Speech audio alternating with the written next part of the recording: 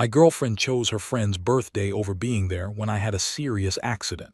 Now I'm questioning everything. So this happened 2 weeks ago and I'm still processing it.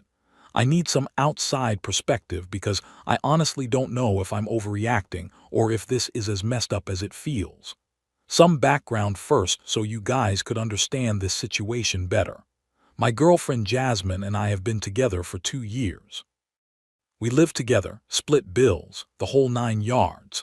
I work in tech sales and just got promoted to senior account manager last month, something I'd been grinding toward for over a year. The promotion came with a 40% raise and basically set up my entire career trajectory.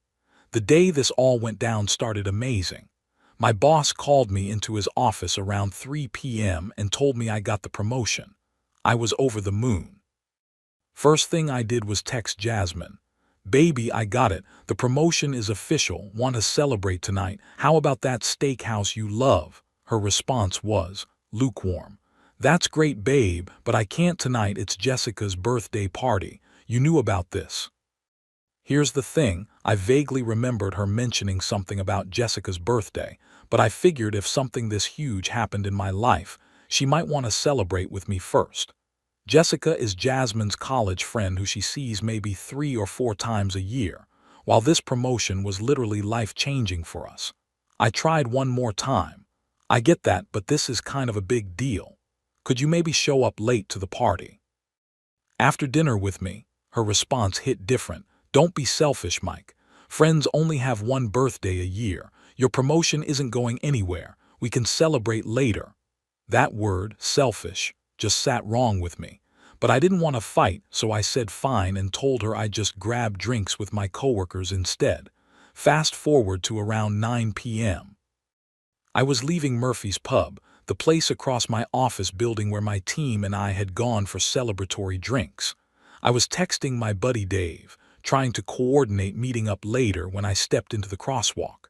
I never saw the Honda Civic run the red light. Next thing I knew, I was on the pavement with people screaming around me. My left leg felt wrong, really wrong. There was blood on my face and my ribs felt like they were on fire every time I breathed. Someone was already calling 911. The paramedics were great, got me stabilized and to the hospital fast. Turned out I had a fractured tibia and 3 broken ribs. Could have been way worse, but I was looking at surgery and weeks of recovery. Here's where it gets really messed up. I'm in the ER. They've got me on pain meds, but I'm coherent enough to use my phone. The doctor said I was stable but would need surgery in the morning. Something about waiting for the orthopedic surgeon and making sure there's no internal bleeding they missed. They wanted to do more scans and have me fast overnight before the operation. All I wanted was to hear Jasmine's voice, to have her there with me. I was scared, alone, and everything hurt. I called her around 11 p.m. "Mike, what's up? I'm at Jessica's party." "Jasmine, I got hit by a car. I'm in the hospital. Can you come?" Silence for like 10 seconds. Then, "What? Are you serious? How bad is it?" "Pretty bad. Broken leg, broken ribs. I need surgery tomorrow." Another pause. I could hear music and laughing in the background. "Well, can it wait till tomorrow morning?" I'm right in the middle of Jessica's thing and everyone's here. It would be weird to leave now. I couldn't believe what I was hearing. "Jasmine, I got hit by a car. I'm asking you to come to the hospital." "Look, you're obviously fine enough to call me. Just sleep it off or call your mom. We're doing karaoke and I already paid for bottle service. I'll come tomorrow morning, okay?" The line went dead. She hung up on me. I stared at that phone for probably 20 minutes. The nurse came by and asked if I needed her to call anyone else. I ended up calling my mom, who lives 3 states away, and my buddy Dave. Dave dropped everything and was there within an hour. But here's what really got me. Around midnight, Jasmine posted an Instagram story from the party. She's got a drink in her hand, huge smile, with the caption, "Girls' night is everything. Priorities, friends, forever priorities." While I was lying in a hospital bed with a broken leg. The worst part, several of my coworkers had seen the accident happen. It was right outside our building and apparently pretty dramatic, ambulance, police, the works. By the next morning, word had spread around the office about what happened. So picture this. Everyone at work knows I got seriously injured. They're sending flowers and well wishes, and then they see my girlfriend's Instagram showing her partying that same night with captions about priorities. I had surgery the next morning. Dave stayed the whole time. Jasmine never showed up, didn't even text. She finally texted me the next afternoon. Hey, hope the surgery went okay. Jessica's party was crazy lol. When are you coming home? That's when it hit me. I started thinking about other times she'd done this. When I graduated with my MBA 2 years ago, she skipped my graduation dinner because her friend group had planned a wine tasting. When my grandfather died last year, she came to the funeral but left early because her college roommate was in town. There's always been someone else's priority that came before supporting me at important moments. I'm still in the hospital now, day 3 post-surgery, and I keep asking myself this question over and over again. If you can't show up when your partner is literally in the emergency room, when exactly will you show up? Dave's been a rock through this whole thing. He's taking time off work to help me when I get discharged. Meanwhile, Jasmine has visited exactly once for about 20 minutes, spent most of it on her phone, and complained that the parking garage was expensive. Reddit, I need some perspective. Am I overreacting? Is this relationship salvageable, or am I finally seeing her true colors? Edit. Thanks for all the responses so far. Someone asked about the Instagram post. Yeah, it's still up. Several coworkers have seen it, and the timing is not good for her reputation around the office. Update 1. Jesus Christ, I wasn't expecting that response. Thank you to everyone who commented. It really helped me see this situation clearly. So I got out of the hospital 3 days ago. Jasmine picked me up, but spent the whole car ride complaining about having to leave work early and how the hospital parking fees were adding up. Not once did she ask how I was feeling or if I needed anything. The first 2 days home were enlightening. I'm on crutches, can barely get around, and need help with basic stuff. Jasmine's version of taking care of me was leaving a sandwich on the counter and telling me she was going out with friends because being cooped up is bad for her mental health. But the real wake-up call came yesterday. I'd been doing a lot of thinking while laid up, and I started really looking at our relationship patterns. You guys were right, this wasn't a one-off thing. So I did something I probably should have done years ago. I made a list. Times Jasmine wasn't there when it mattered. My MBA graduation dinner, chose wine tasting with friends. My grandfather's funeral, left early for college roommate visit. My job interview for this current position, chose brunch with her sister.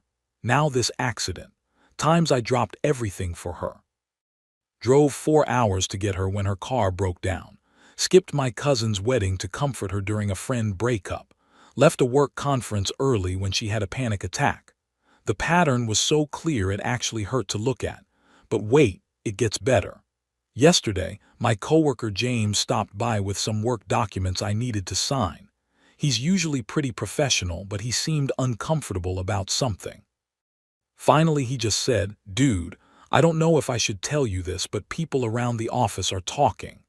Turns out, Jasmine's Instagram post from the night of my accident has been making rounds at work. The timestamp shows she posted it around midnight, right after I called her from the hospital. Someone screenshot it before she could delete it. The caption about priorities, while I was getting emergency surgery, is not playing well with my colleagues or our mutual friends. James told me the reaction has been pretty universal. People were genuinely shocked. The guys in the office are calling it ruthless and ice cold. The women are even harsher. Apparently Lisa from accounting said, "I wouldn't even treat my ex like that, let alone my current boyfriend." Even people who barely know Jasmine are talking about it. But here's the kicker, Jasmine has no idea people know.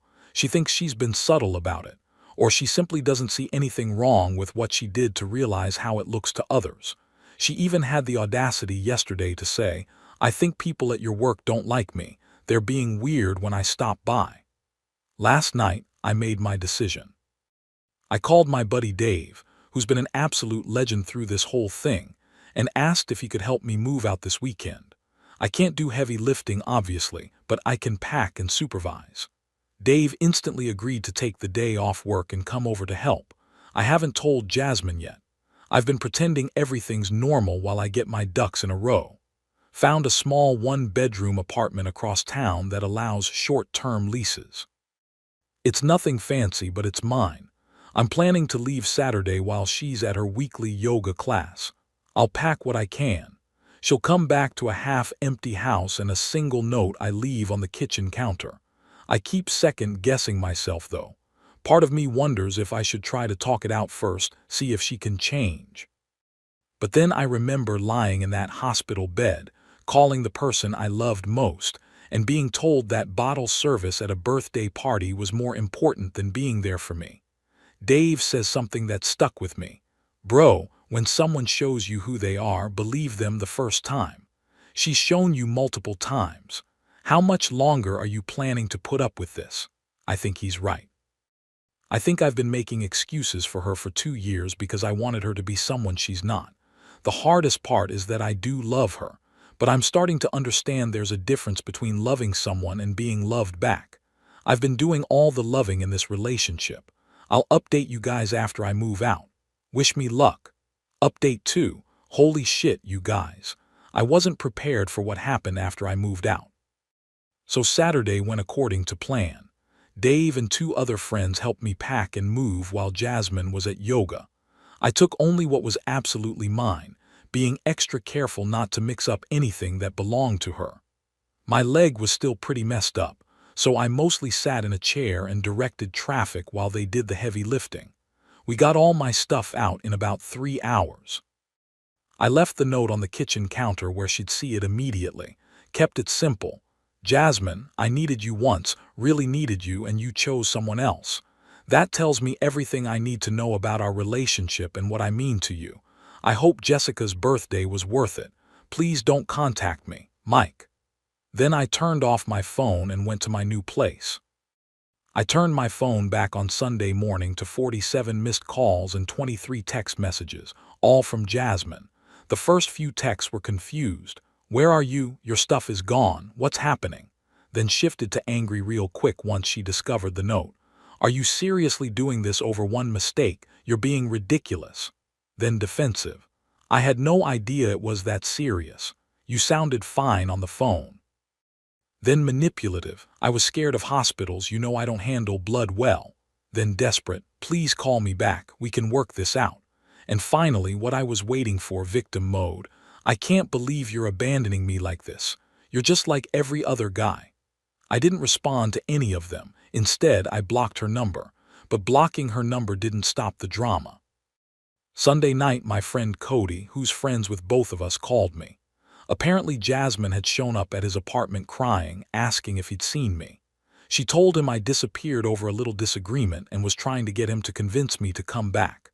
Cody is a good friend, he said. Jasmine, the whole friend group knows what happened. Mike got hit by a car and you chose a party. That didn't seem like a little disagreement. Not to anyone but you. According to Cody, she just stood there for a minute and then said, it wasn't like that, and left. Monday morning, the real shit show started. I'm working from home this week because of my leg, but I was on a video call with my team when my phone started blowing up. Group texts, Instagram DMs, even LinkedIn messages. Apparently, Jasmine had spent Sunday night and Monday morning doing damage control. She'd been calling mutual friends with her version of events. I was emotionally manipulative. I was punishing her for having a social life. And my personal favorite, I was controlling and couldn't handle her independence. The problem: multiple people from my office had already heard the real story, and that Instagram post was still screenshot and circulating. Jasmine was clearly panicking. According to Cody, she'd been doing a full court press on damage control, calling people multiple times, showing up unannounced at friends' places, even trying to get mutual acquaintances to talk sense into Mike. But the more desperate she seemed, the worse it looked. People started avoiding her calls entirely. By Monday evening, her narrative was falling apart. Jessica, yes, birthday girl Jessica, actually reached out to me directly. She said Jasmine never told her about my accident during the party, and if she'd known, she would have told Jasmine to leave immediately. No birthday party is worth that, Jessica said. I'm actually kind of horrified she used my party as an excuse. The social fallout was getting worse for her too. Cody told me that their usual friend group chat had gone quiet whenever Jasmine posted, and she'd been noticeably left out of a few weekend plans. Jasmine was apparently getting paranoid about it, asking people if they were mad at her for some reason, and getting increasingly defensive when no one would give her straight answers. Tuesday was even better. Remember how I mentioned people at work were talking? Well, apparently someone had shared the story, without names, on a company Slack channel as a "what would you do" scenario. The universal response was shock and disgust.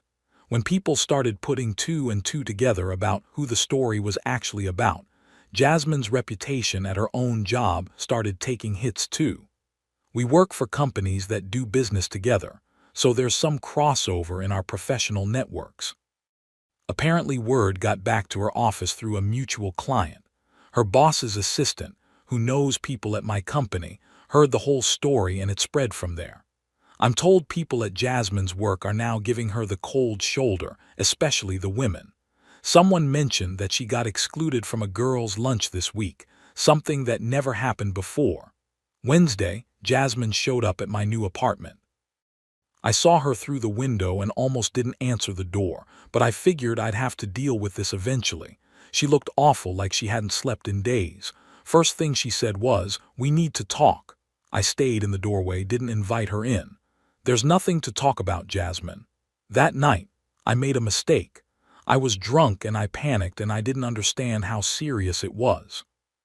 You hung up on me when I told you I was in the hospital. I know, but I can change, I'll be better." Here's what got me: she was crying, but it felt performative. Like she was crying because she was supposed to, not because she actually understood what she'd done. I said, "Jasmine, when is the last time you asked me how I'm feeling? Physically, emotionally, anything?" She opened her mouth and then closed it. She literally couldn't answer. I have 3 broken ribs and a fractured leg. I'll be in physical therapy for months. I can barely sleep because of the pain. And in the 2 weeks since this happened, you've never once asked me how I'm dealing with it. Even now, standing here, you haven't asked. She started crying harder, but I was done. "You taught me something important, Jasmine. You taught me the difference between someone who loves you and someone who's just comfortable with you being around. I hope it was a good lesson for both of us." I closed the door. She stood outside for maybe 10 minutes, sometimes knocking softly, sometimes just standing there. Eventually she left. I haven't heard from her since. The crazy thing is, I feel lighter. Like I'd been carrying around this weight I didn't even realize was there. Dave came over last night with pizza and we just hung out like old times. He said I seem more like myself than I have in years. I start physical therapy Monday. Work has been incredibly supportive. I've got a good friend group that has my back. My new apartment is small, but it's peaceful. I keep thinking about what would have happened if I'd stayed. If I'd accepted her apology and tried to make it work. Would she have changed, or would I have just taught her that she could treat me like an afterthought and I'd always come back? I think I know the answer. Thanks for all the support, Reddit. You guys helped me see clearly when I needed it most. Edit. Someone asked about the Instagram post. She finally deleted it, but the internet is forever. Several mutual friends had already screenshot it before she took it down. Final update. I thought I was done with updates, but Jasmine showed up at my apartment again yesterday, and I think you guys deserve to know how this ended. It's been almost a week since our last conversation. I've been doing well, physical therapy is helping, work is good, and I've been reconnecting with friends I'd kind of lost touch with while I was with Jasmine. Dave pointed out that I'd become pretty isolated from my friend group, which I hadn't really noticed until now. Yesterday around 6 p.m., there was a knock at my door. I looked through the peephole and saw Jasmine standing there with what looked like a care package, one of those fancy gift baskets with snacks and tea and stuff. Part of me wanted to just not answer, but I figured ignoring her forever wasn't sustainable if we were going to run in the same social circles. I opened the door but didn't invite her in. "I brought you something," she said, holding up the basket, "for your recovery." "That's thoughtful," I said flatly, "but I don't need anything." Mike, please, she looked desperate. Can we just talk? 5 minutes. Against my better judgment, I let her come in. She sat on my couch and I stayed standing, partly because sitting down with my leg still hurts, but mostly because I didn't want this to feel comfortable or casual. I've been doing a lot of thinking, she started, and I realize I haven't been a good partner to you. I didn't say anything. I talked to my therapist about what happened, and she helped me see that I have this pattern of putting other people first because I'm afraid of confrontation. Like, I was afraid if I left Jessica's party, she'd be mad at me. So you were more afraid of Jessica being mad than me being hurt. She was quiet for a minute. When you put it like that, yes. And that's messed up, I know that now. I sat down across from her. Jasmine, do you remember what you said when I called you from the hospital? I was drunk and panicked, and you told me to sleep it off or call my mom. I was calling you because I was scared and hurt, and I needed the person I loved to be there with me before a surgery. And instead, you told me to just sleep it off like it was just some random headache. She started crying again, but this time it felt different, more real maybe. I know, I replay that conversation every day. I hate myself for it. I don't want you to hate yourself. I shook my head, but I also can't be in a relationship where I come second to everyone else in your life. You don't. You're the most important. Name one time in the past year where you chose me over someone else when it mattered. She opened her mouth and then closed it. Same thing that happened last week. I can name a dozen times I chose you, I said. I chose you over family events, work opportunities, friendships, but I can't think of a single time you did the same for me. She was really crying now. I can change, I can be better. Maybe you can, but not with me. What does that mean? I took a deep breath.